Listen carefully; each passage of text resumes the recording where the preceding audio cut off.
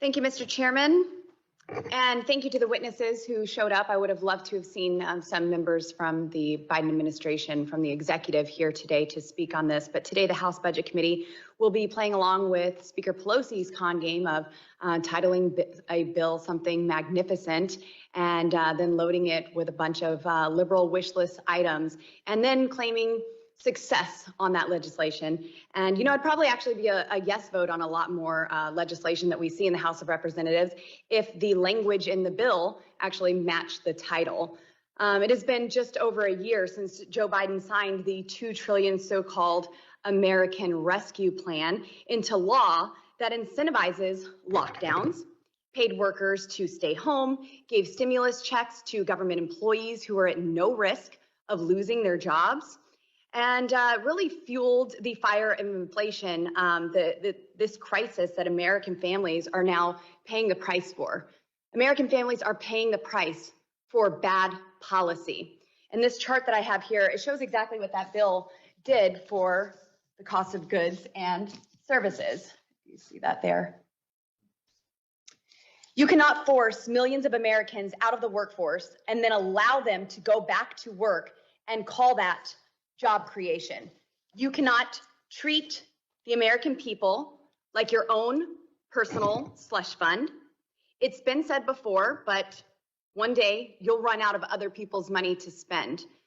Since the passage of this blue state bailout, the Biden White House has claimed that, quote, the economy is in a better place than it has been historically. Well, I'm curious. Is it the highest inflation of my lifetime, the highest gas prices in American history, or a shrinking GDP that would cause Jen Psaki's replacement to make such an outrageous claim? Under President Trump, which I'd like to pause and just say happy birthday to my all-time favorite president, but gas prices were less than half of what they are today. GDP had positive growth, and moms and dad had formula to feed their babies. I miss, and the American people miss, the Trump economy. Not only was the so-called American Rescue Plan entirely unnecessary, but it was riddled with swampy deals for Biden's political allies in blue states and did not include common sense protections to mitigate fraud. Less than 9% of this $2 trillion sham went to anything COVID related. Now, the average American family is paying the price for these failed policies, and that price is $5,200 per year. Heck, if you're a senior living on fixed income, Joe Biden's economy, it's a death sentence. And Mr. Moore, I have a question for you, if you don't mind. With just a brief answer, if you were advising Joe Biden on how to make our economy as weak as possible, what would you tell him to change? Wait, I'm sorry, to make it as strong as possible? As weak. If you were advising him, make America's economy weak, what would you have him change? Well, I do pretty much what we've done. I mean, this idea that somehow we're in a recovery right now, I just looked at the numbers, the latest numbers for the GDP forecast for the second quarter. Those are 0.9%. We had negative 1.5% in the first quarter. So if you put those numbers together, for the first half of 2021, we've had negative growth. What recovery are you all talking about? There is no recovery in the economy. We're negative. We're negative for the first half of the year after spending $1.9 trillion. Yes, Mr. Moore, thank you so much for laying that out.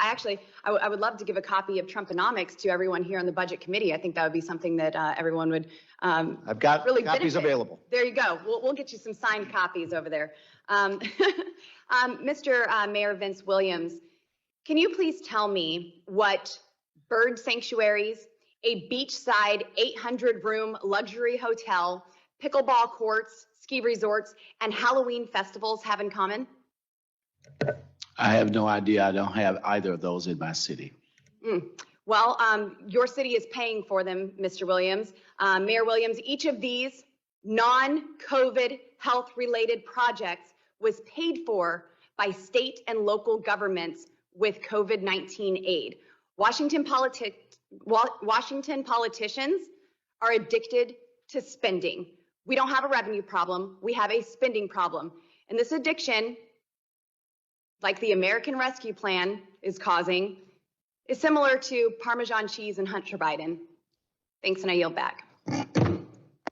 Gentlewoman's time has expired. I now recognize the gentleman from New York, Mr. Jeffries, for 5 minutes.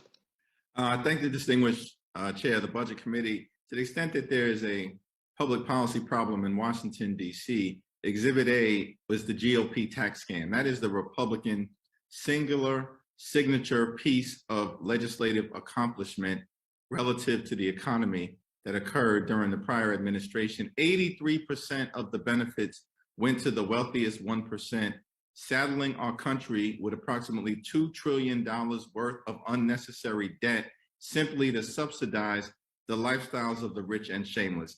That is problematic economics. I'm thankful that we have a president who leaned in to lifting up the economy for everyday Americans, beginning with the American Rescue Plan. A few questions for you, Dr. Coronado.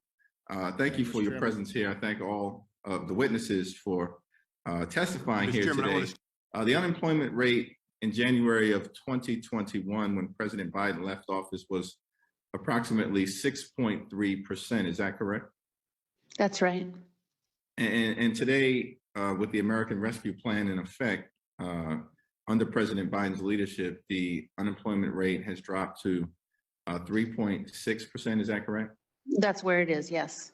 And that means that millions of Americans are actually back to work, being able to provide for their families. Is that correct? That's right. We've been creating millions of jobs a year. And approximately how many jobs have actually been created since President Biden came into office in January of 2021? Ooh, I don't have that number, but it's several million. Yeah, I believe the number is 8.7 million jobs. Yes, since that sounds about President right. Biden came into office, and that is a record in American presidential That is a history record. for a similar period of time. That is a significant development, and that is meaningful progress for the American people. Is it fair to say that the American Rescue Plan was able to head off a wave of evictions as well as a foreclosure crisis that could have devastated American families all across this country? Absolutely, absolutely. Now, the American Rescue Plan, which was a necessary intervention at a time when the economy was on the brink of collapse, absent that level of intervention, what are the possibilities? There are some economists who expressed grave concerns that at the time we could lapse into perhaps a great recession. Was that a reasonable concern at the time, absent the type of intervention that occurred relative to the American Rescue Plan? Yeah, I mean, we were in the deepest recession since the Great Depression during the middle of the pandemic. And had we not provided the various waves of fiscal support, we would not have had a quick recovery. In fact, most economists of all institutions and of all stripes were expecting a very prolonged and painful and difficult recovery before that fiscal support was provided. And you would have had a lot more lasting disconnect from the labor force, more failures of businesses, more people losing their homes, much as we saw immediately after the housing crash and the Great Recession. A lot of the thinking was that the recovery would look like that, and that was very halting and slow.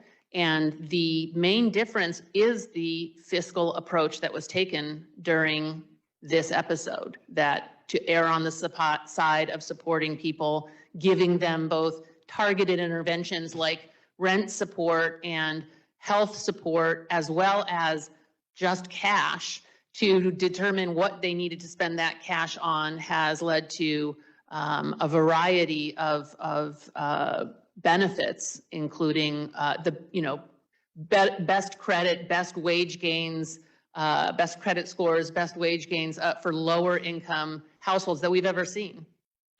Well, thank you. And certainly there are issues that we need to continue to work on, and we're doing that as Democrats in terms of lowering costs for everyday Americans. But the American Rescue Plan was absolutely necessary and decisive in trying to put us into a better space, both on the economic side and as it relates to the public health crisis. Less than 2 million Americans fully vaccinated when President Biden took office. Now there are more than 225 million Americans fully vaccinated, giving us the opportunity to march toward normalcy. I thank you, Mr. Chairman. I thank the witnesses for their presence, and I yield back.